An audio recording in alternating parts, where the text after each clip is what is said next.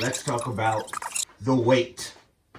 The weight to every single thing on this damn show. The fate of every single segment is brought to you by something else that happens. Nothing happens for no reason. How could I be happier about that? It's just good storytelling. My name is PSwitch Dow, the Silent P. You are watching Cause the Silent P Said So on the Cool Company YouTube channel. Make sure you subscribe, click that bell notification to stay in tune for everything that we do. We make this type of content, we make other type of content. We got merch out, PSwitch Dow, I got music out. Let's get into 8 cool things that happened on AEW Dynamite last night. Because tonight's show started with a New Japan Pro Wrestling title match as the first show on AEW Dynamite. That is the thing that sets it off. What did Chris Jericho say? He said the whole reason that he left WWE was because they took the most popular story of the time and put it in the number 2 spot. Now, the New Japan show is getting the number 1 spot. It goes to show you the importance. It goes to show you that Jon Moxley, the man who used to be the heavyweight champion, who we are so excited and so invested in, the person that they put on Elevation and the person that they put on Dark, just to make sure that you go to their YouTube channel. This man is fighting a New Japan legend. As the first thing that happens on AEW Dynamite, talk about an explosion. This is incredible. The prestige that it even gives for this federation, the prestige that it makes you feel for AEW to have the ability to have this legacy, excuse me, this legacy continue from WCW on to now. Damn it, it's incredible. Because on a side note, we're not gonna really talk about music this week, but once again, Tony Khan spends the big money and Jon Moxley is walking out to Wild Thing. Now, I gotta be honest, I did prefer Jon Moxley's last song. It was something that got me excited and made me feel like Stone Cold Steve Austin. It had basically everything but the glass breaks. But for anybody else, for anybody who doesn't like wrestling, if this was at a festival, if I was at a show, I'd be singing along. So, I'm good for it. Because now, politics aside, whatever you think about America, whatever you think about the world, there is something incredible about Cody's old school method and the ability to be able to do it on a modern television show. Cody has everybody talking about whether an American versus British rivalry feud is the thing to be having right now. Well, that's old school. That's like, should we be watching this? It's something that I'm sure you thought in the 80s. Cody brought it back. Sometimes trying something old is the innovative thing to do. He had this line, Santana, Skinner, Snoop Dogg, they all share the same jukebox. What a damn line. He put on young UK wrestlers. So it's not like it's an all-out actual country beef. It is a ideology. Cody Rhodes has found a way to make patriotism part of his character and also bipartisan. I'm good for it. And that American Dream line, it literally made me yerrr. Like, I'm not even kidding. You know, some people scream, I'm sure. I'm not that patriotic. I have visions of what the future should be like, and I want us to fight for it.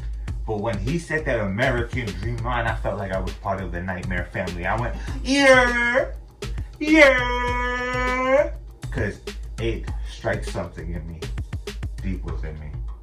And I loved it. Now, because let's get back to the weight of things, because that's exactly what the SCU versus Young Bucks match gave me. The weight was also shown when they announced Cody Rhodes promo a week ago. I was anticipating what he would say this week. I've been anticipating for almost a year now, at least 6 months, what is going to happen at SCU. When will they break up? When they finally lose that match, will Kazarian turn heel on Daniels? Because he is the reason they've broken up. So I went into the Young Bucks match, which was, I believe, in the number 2 spot. I could be wrong. Carrying all of this weight on my shoulders, this fear of what could happen. Though I already know what was going to happen. But I felt it. And that's important. My feelings are important. Because you know what else is important? Intermingled feuds, right?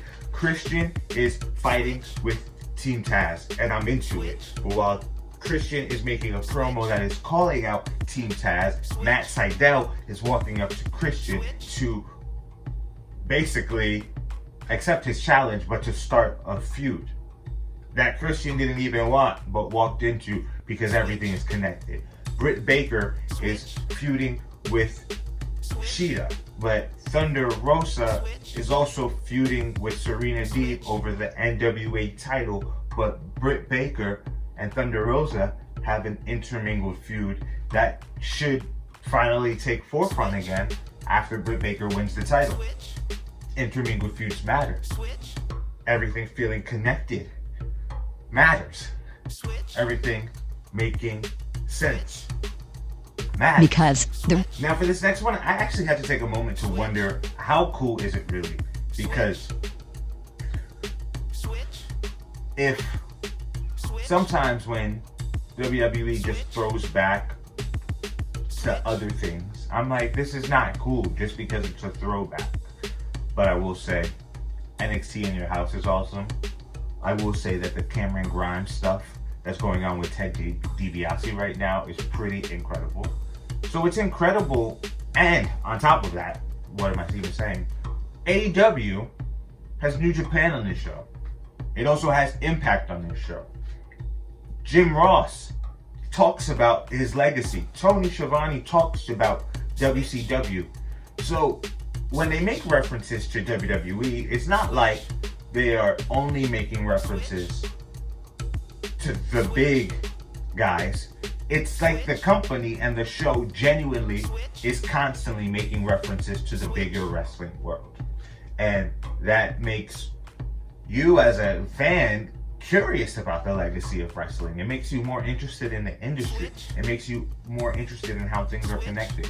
And the same way when Excalibur was talking about all of the history between SCU and the Young Bucks, you're like, wow, there's 40 matches, there's years of this, how can I go find it? And overall, it's a good thing for wrestling in general, I would say.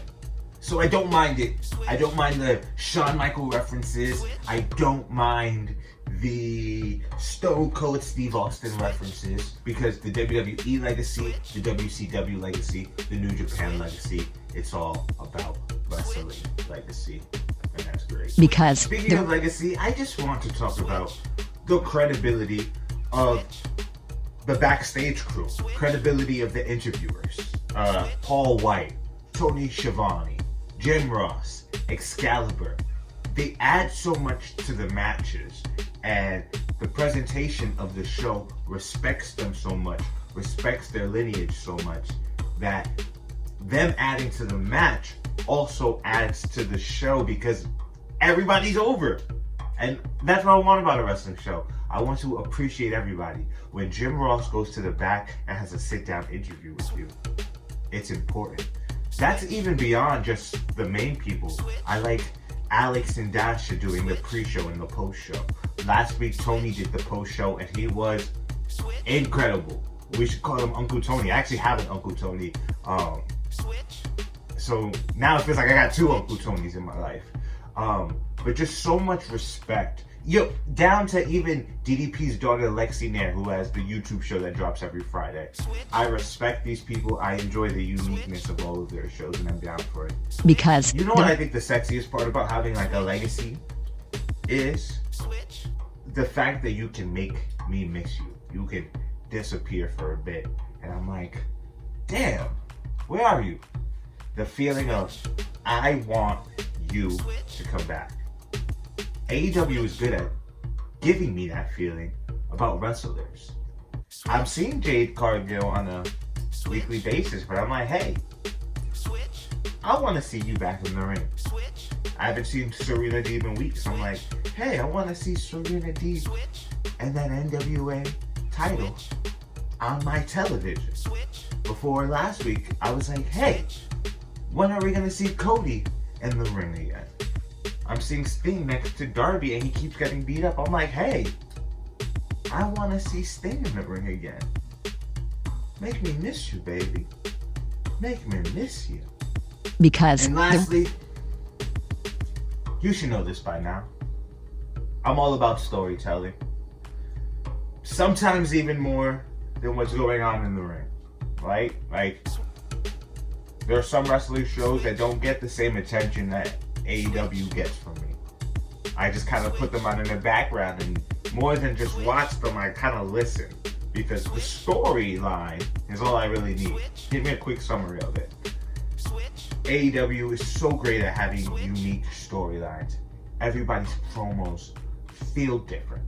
Everything feels like, I think I said this last week, feels like they went home and they did it themselves. Darby Allin, the emo filmmaker. Britt Baker's interview with Jim Ross.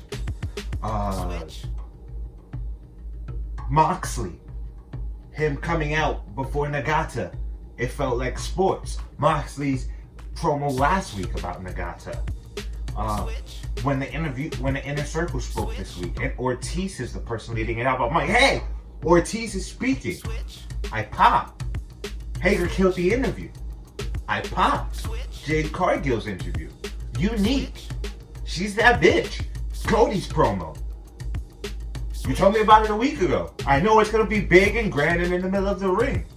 No matter how you feel about it, you feel something about it. Hangman's interview with the Dark Order makes me feel something. And that's all I need. Leave me on a good night. Give me a cheers. And satisfy me. Put me to sleep. And I will call that a perfect night. And that's because the Silent P said so. Thank you for watching. Have a great, productive week. Keep cool. Because the Silent P said so. Because Seriously? Cool.